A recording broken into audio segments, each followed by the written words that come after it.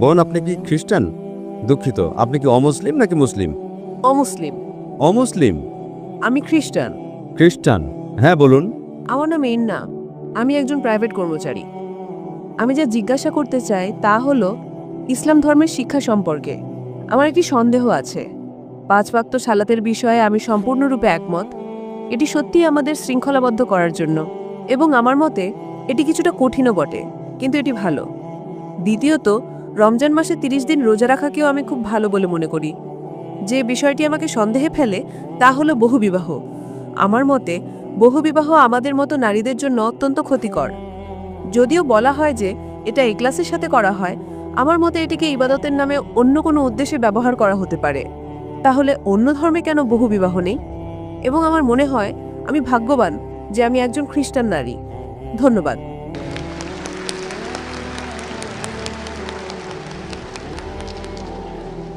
আমি যদি প্রশ্নটি সঠিকভাবে শুনে থাকি, তাহলে বোনের প্রশ্ন হলো, তিনি ইসলামের বহুবিবাহ প্রথার সাথে একমত নন। হ্যাঁ। অন্য ধর্মে বহুবিবাহ নেই, তিনি এটাই বলেছেন, তাই তো? হ্যাঁ। বোন, প্রথমে আপনাকে বলি, এই পৃথিবীতে এমন কোনো ধর্মগ্রন্থ নেই যা শুধুমাত্র একজনকে বিয়ে করার কথা বলে, একমাত্র কোরআন ছাড়া।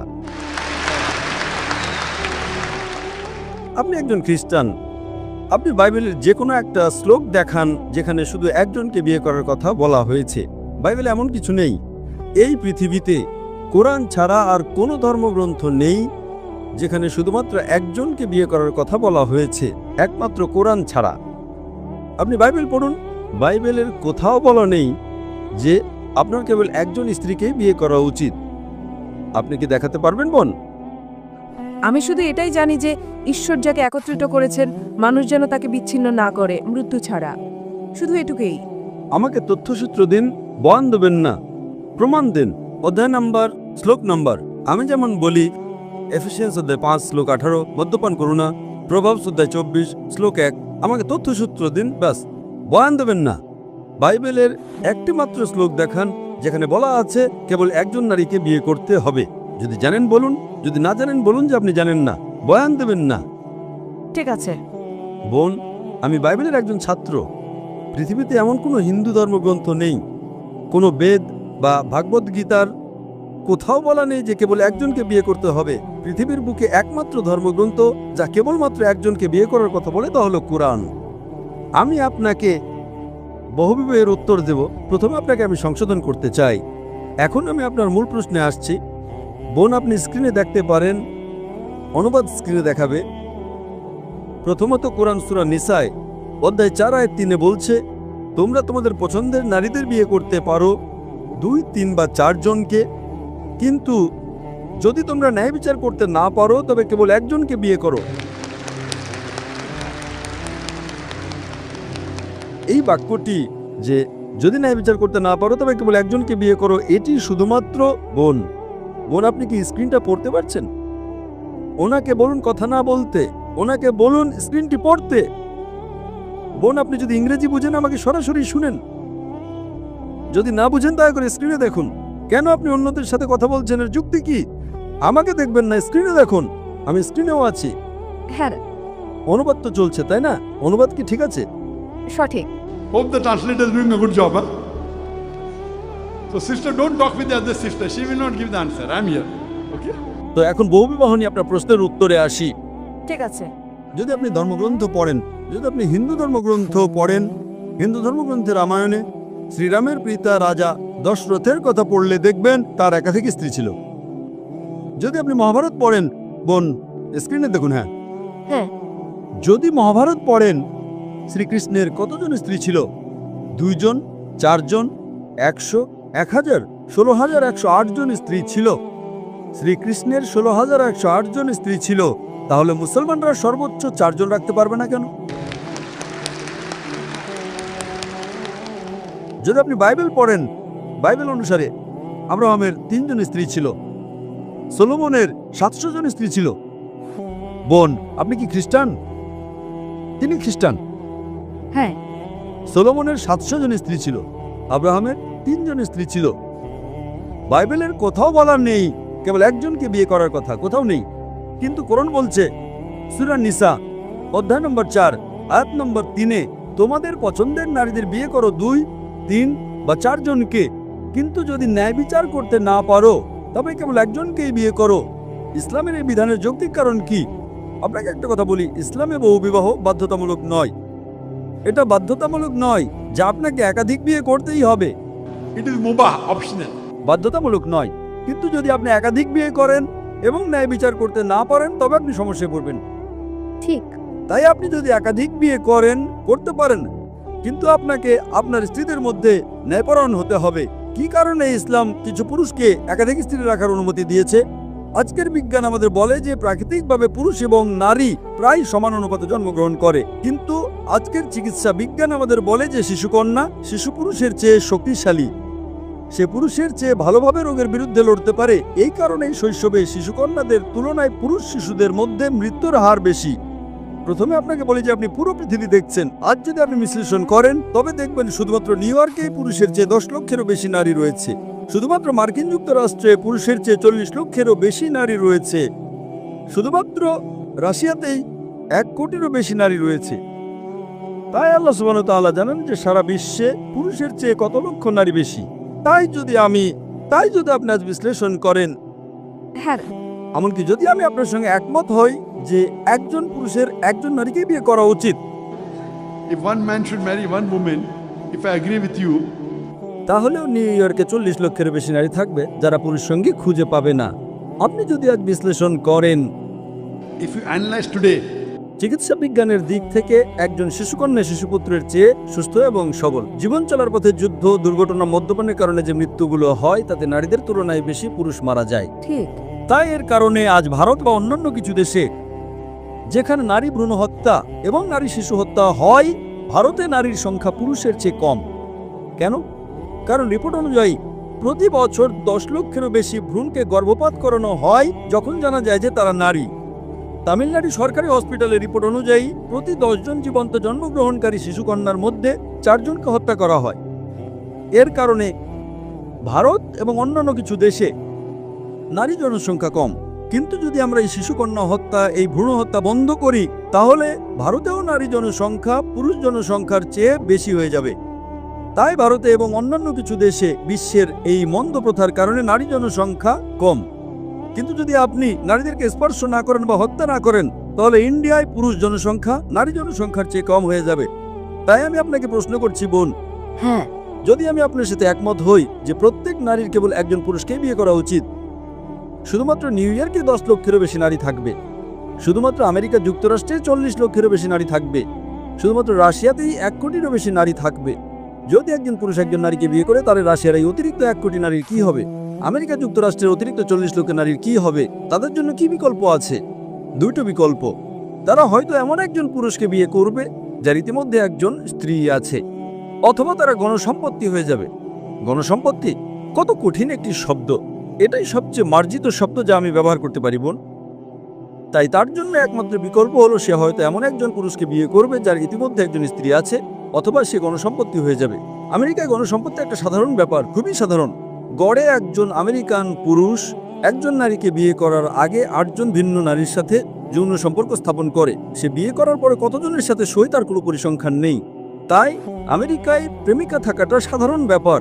2 জন, 5 জন, 10 জন, 20 জন, 30 জন, একাধিক আইনগত স্ত্রী রাখাটা গ্রহণযোগ্য নয়। কেন? এটা তাদের হজম হয় না। আমি জানি যে কোনো নারী তার স্বামীকে ভাগ করে নিতে চাইবে না, আমি এর সাথে একমত। কিন্তু যে কোনো ইসলামিক নারী যে উপলব্ধি করে যে তার আরেকজন বোন স্বামী খুঁজে পাচ্ছে না, সে তার বোনকে রক্ষা করার জন্য নিজের স্বামীকে ভাগ করে নিতে আপত্তি করবে না। তাই ইসলামে নারীদের রক্ষা করার জন্য কিছু পুরুষকে একাধিক স্ত্রী রাখার অনুমতি দেওয়া হয়েছে, অন্যথায় নারীরা শালীনভাবে জীবনযাপন করতে পারবে না। দেখেন, আজ ওয়েস্টার্ন কালচার যা নারীর অধিকার এবং নারী স্বাধীনতার কথা বলে, সেটা আসলে তার ভরণ পোষণ, তার ইজ্জতের অবমাননা এবং তার আত্মার অবক্ষয়ের একটি ছদ্মবেশ ছড়া, আর কিছুই না। শিল্প এবং সংস্কৃতির নামে তারা কি করছে? তারা আমাদের মায়েদের বিক্রি করছে, আমাদের কন্যাদের বিক্রি করছে। তাই ইসলাম নারীকে রক্ষা করে এবং হিজাবের পাশাপাশি একটি কারণ হলো কিছু পুরুষকে একাধিক স্ত্রী রাখার অনুমতি দেয়া, যাতে করে তারা নারীদের রক্ষা করতে পারে। তাই ইসলাম কিছু পুরুষকে একাধিক স্ত্রী বিয়ে করার অনুমতি দিয়েছে যাতে তারা নারীদের রক্ষা করতে পারে। এবং আরো বিস্তারিত উত্তরের জন্য আপনি আমার ভিডিও ক্যাসেট ইসলামের নারীর অধিকার আধুনিকতার নাকি সেকেলে দেখতে পারেন। আশা করি এটি আপনার প্রশ্নের উত্তর, বোন। আপনাকে অনেক ধন্যবাদ। শুভ সন্ধ্যা ডক্টর জাকির। আমার নাম শাহ, আমি মনোবিজ্ঞানের ছাত্রী। আমি আপনার আগের লেকচারে অংশ নিয়েছিলাম UITM শাহ আলামে। আমি অবশ্যই বলবো যে আমি আপনার লেকচার খুব উপভোগ করেছি। আজও আমি আপনার লেকচার উপভোগ করেছি। আমার প্রশ্ন আগের লেকচার সম্পর্কে। আপনি বলেছিলেন বিশ্বজনীন ভ্রাতৃত্ব সম্পর্কে UITM শাহ আলামে। একটা সময়ে প্রশ্নোত্তর পর্ব চলাকালীন আপনি উল্লেখ করেছিলেন যে আপনি খ্রিস্টানদের চেয়ে বেশি খ্রিস্টান ছিলেন। এখন আমি নই, আমি যা জানি তা থেকে বলছি, একজন ব্যক্তি খ্রিস্টান হয় যদি তারা খ্রিস্ট ধর্মের দীক্ষা নেয় অথবা তারা যীশু খ্রিস্টকে তাদের ব্যক্তিগত রক্ষাকর্তা হিসেবে গ্রহণ করে, কেবল তখনই একজন ব্যক্তি খ্রিস্টান হয়। তো আমি শুধু জানতে চেয়েছিলাম ঠিক কিভাবে আপনি নিজেকে খ্রিস্টানদের চেয়ে বেশি খ্রিস্টান হিসেবে উল্লেখ করতে পারেন, এটুকুই। বোন একটি খুব ভালো প্রশ্ন জিজ্ঞাসা করেছেন। তিনি একটি খুব ভালো প্রশ্ন জিজ্ঞাসা করেছেন। তিনি শাহ আলমে আমার কথা শুনেছেন এবং এখানেও তিনি একটি প্রশ্ন জিজ্ঞাসা করেছেন যে আমি বলেছিলাম যে আমি খ্রিস্টানদের চেয়ে বেশি খ্রিস্টান। তো আমি কিভাবে একজন খ্রিস্টান হতে পারি যদি আমি বাপ্তিস্মা না নিয়ে থাকি, যদি আমি বিশ্বাস না করি যীশু খ্রিস্ট ঈশ্বর? বোন, আপনি আমাকে সঠিক উদ্ধৃত করেছেন, কিন্তু আপনি আমার সম্পূর্ণ উদ্ধৃতি দেননি। আমি খ্রিস্টানদের চেয়ে বেশি খ্রিস্টান বলার আগে আমি একটি বিবৃতি দিয়েছিলাম, যদি খ্রিস্টান মানে এমন একজন ব্যক্তি যিনি যীশু খ্রিস্ট আলাইহিসসালামের শিক্ষা অনুসরণ করেন, তবে আমরা মুসলমানরা খ্রিস্টানদের চেয়েও বেশি খ্রিস্টান। সেটা বলার আগে একটি মানদণ্ড ছিল, যদি খ্রিস্টান মানে এমন একজন ব্যক্তি যিনি বিশ্বাস করেন যীশু খ্রিস্ট আলাইহিসসালামের শিক্ষায়, তবে আমি খ্রিস্টানদের চেয়েও বেশি খ্রিস্টান। এবং তারপর আমি বলেছিলাম যে বাইবেল বলে যে যীশু খ্রিস্ট আলাইহিসসালামের ৮ম দিনে খতনাকৃত হয়েছিলেন। অধিকাংশ খ্রিস্টান খতনাকৃত নয়, সমস্ত মুসলমান খতনাকৃত। বাইবেল এফিসিয়েন্স বই অধ্যায় 5 আয়াত 18-তে বলে মদ পান করো না। হিতোপদেশ বই অধ্যায় 20 আয়াত 1-এ বলে মদ পান করো না। সামগ্রিকভাবে মুসলমানরা মদ পান করে না, কিন্তু খ্রিস্টানরা করে। বাইবেল লেবীয় পুস্তক অধ্যায় 11 আয়াত 7 এবং 8-এ বলে শূকরের মাংস খেও না। দ্বিতীয় বিবরণ বই অধ্যায় 14 আয়াত 8-এ বলে শূকরের মাংস খেও না। ইসাইয়া বই অধ্যায় 65 আয়াত 2 থেকে 5-এ বলে শূকরের মাংস খেও না। আমরা মুসলমানরা শূকরের মাংস খাই না, কিন্তু খ্রিস্টানরা খায়। বাইবেল বলে হিজাব করো, যে তুমি মাথা ঢেকে রাখো। বাইবেল দ্বিতীয় বিবরণ বই অধ্যায় 22 আয়াত 5-এ বলে, প্রথম তিমথিও অধ্যায় 2 আয়াত 9, প্রথম করিন্থীয় অধ্যায় 11 আয়াত 5 এবং 6-এ হিজাব করো। সামগ্রিকভাবে মুসলমানরা হিজাব করে, কিন্তু খ্রিস্টানরা মাথা ঢেকে রাখে না। যদি খ্রিস্টান মানে এমন একজন ব্যক্তি যিনি যীশু খ্রিস্টের শিক্ষা অনুসরণ করেন, আমরা মুসলমানরা খ্রিস্টানদের চেয়েও বেশি খ্রিস্টান। কিন্তু ওটাই আমার পয়েন্ট। খ্রিস্ট ধর্ম মানে এমন একজন ব্যক্তি নয় যিনি খ্রিস্টের শিক্ষা অনুসরণ করেন, কারণ নাসরের যিশু একজন ইহুদি ছিলেন। তাহলে এটার মানে কি? তিনি ইহুদি হিসেবে জন্মগ্রহণ করেছিলেন, তিনি ইহুদি জীবনযাপন করেছিলেন এবং তিনি ইহুদি হিসেবে মারা গিয়েছিলেন। তাই আপনি যদি নাসরের যিশুর শিক্ষা অনুসরণ করেন, এটা আপনাকে খ্রিস্টান বানাবে না, এটা আপনাকে ইহুদি বানাবে, কারণ তিনি আপনাকে ইহুদি শিক্ষা দিয়েছিলেন। তবে নাসরের যিশুকে আপনার ব্যক্তিগত ত্রাণকর্তা হিসেবে গ্রহণ করা এবং কেবল তার মাধ্যমেই আপনি স্বর্গে যেতে পারেন, তবে সেটা ডক্টর জাকির আপনাকে খ্রিস্টান বানাবে। বাইবেলের একটি আয়াত দেখান যা বলে যে যীশু খ্রিস্টকে আপনার ত্রাণকর্তা হিসেবে গ্রহণ করলে আপনি স্বর্গে যাবেন। আমাকে সম্পূর্ণ বাইবেলে একটি দ্ব্যর্থহীন উদ্ধৃতি দিন যেখানে যীশু খ্রিস্ট নিজেই বলেছেন যে আমি ঈশ্বর, অথবা যেখানে তিনি বলেছেন আমার উপাসনা করো, আমি আজই আপনার খ্রিস্টান ধর্ম গ্রহণ করব। আপনি যা বলছেন তা চার্চের শিক্ষা, বাইবেলের নয়। হ্যাঁ, ঠিক তাই, কারণ চার্চ থেকে আপনি পান। বোন, হ্যাঁ। আপনি একটি ধর্ম বুঝতে চান, ধর্মগ্রন্থ পড়ুন, অনুসারীদের দিকে তাকাবেন না। আচ্ছা, অনুসারীদের দিকে তাকাবেন না। আমি আপনাকে বলেছি, যদি আপনি ইসলাম বুঝতে চান, মুসলমানের দিকে তাকাবেন না। ধর্মগ্রন্থ কোরআন এবং নবী মুহাম্মদ সাল্লাল্লাহু আলাইহি ওয়াসাল্লামের খাঁটিবাণী পড়ুন। যদি আমি খ্রিস্ট ধর্ম বুঝতে চাই, আমি চার্চের দিকে তাকাবো না। চার্চ বাইবেলের তত্ত্বাবধায়ক নয়। চার্চই খ্রিস্টান তৈরি করেছে। যদি চার্চ না থাকতো তবে কোনো খ্রিস্টান থাকতো না। সেটাই আমি আপনাকে বলছি।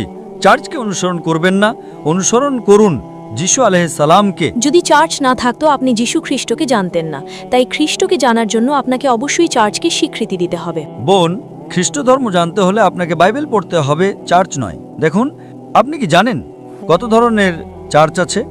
বোন, আপনি কোন চার্চের অন্তর্ভুক্ত? আজ চার্চের 2000-এরও বেশি বিভিন্ন সম্প্রদায় রয়েছে। আপনাদের 2000 বিভিন্ন খ্রিস্টান রয়েছে। আপনি কি সেটা জানেন? Baptist, Seventh-day Adventist, Jehovah's Witness. আপনি কোন চার্চের অন্তর্ভুক্ত? 2000 বিভিন্ন ধরনের চার্চ। আপনি কি সেটা জানেন? হ্যাঁ আমি জানি, আমি খুব সচেতন। তাহলে আপনি কি বলতে চান যে এখানে 2000 বিভিন্ন ধরনের খ্রিস্টান? হ্যাঁ আমি সেই কারণে বোন, যদি আপনি খ্রিস্ট ধর্ম বুঝতে চান, বাইবেল পড়ুন। যদি আপনি যীশু খ্রিস্টের শিক্ষা জানতে চান, চার্চে যাবেন না, বাইবেলে যান। একটুও দ্ব্যর্থহীন উক্তি নেই সম্পূর্ণ বাইবেলে, যেখানে যীশু খ্রিস্ট নিজে বলেছেন যে আমি ঈশ্বর, অথবা যে আমার উপাসনা করো। সুতরাং যখন যীশু খ্রিস্ট বলেননি, যদি আপনি যীশু খ্রিস্টকে সর্বোচ্চ কর্তৃপক্ষ মনে করেন, যাকে আমি একজন রাসূল মনে করি, রাসূল চার্চের চেয়ে অনেক শ্রেষ্ঠ। সম্পূর্ণ বাইবেলে একটিও দ্ব্যর্থহীন উক্তি নেই যেখানে যীশু খ্রিস্ট নিজে বলেছেন যে আমি ঈশ্বর, অথবা যে আমার উপাসনা করো। হ্যাঁ আপনার এই মনোভাবের কারণে 2000 বিভিন্ন চার্চ এবং 2000 বিভিন্ন ধরনের খ্রিস্ট ধর্ম রয়েছে। আপনি কোন খ্রিস্ট ধর্ম অনুসরণ করবেন? যদি আপনি ইসলাম অনুসরণ করতে চান, কোরআন এবং মুহাম্মদ সাল্লাল্লাহু আলাইহি ওয়াসাল্লামের খাঁটি হাদিস পড়ুন। যদি আপনি হিন্দু ধর্ম অনুসরণ করতে চান, বেদ এবং উপনিষদ পড়ুন। যদি আপনি খ্রিস্টান হতে চান, বাইবেল পড়ুন। যদি আপনি এইসব ধর্মগ্রন্থ পড়েন, আপনি এক সত্য ধর্মের কাছাকাছি যাবেন। সেই ঈশ্বর এক ঈশ্বর, যার কোনো প্রতিমূর্তি নেই।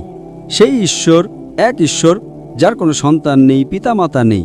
এবং যীশু খ্রিস্ট আলাইহিস সালাম গসপেল অফ জন অধ্যায় 16 আয়াত 12 থেকে 14-তে বলেছেন, আমার তোমাদের অনেক কিছু বলার আছে, কিন্তু তোমরা এখন তা সহ্য করতে পারবে না। যখন সেই সত্যের আত্মা আসবেন, তিনি তোমাদের সমস্ত সত্যের পথে পরিচালিত করবেন। তিনি নিজের থেকে কথা বলবেন না, যা শুনবেন তাই বলবেন। তিনি আমাকে মহিমান্বিত করবেন। আচ্ছা, এখানে যীশু খ্রিস্ট আলাইহিস সালাম শেষ এবং চূড়ান্ত রাসূল নবী মুহাম্মদ সাল্লাল্লাহু আলাইহি ওয়াসাল্লামের আগমনের কথা বলছেন।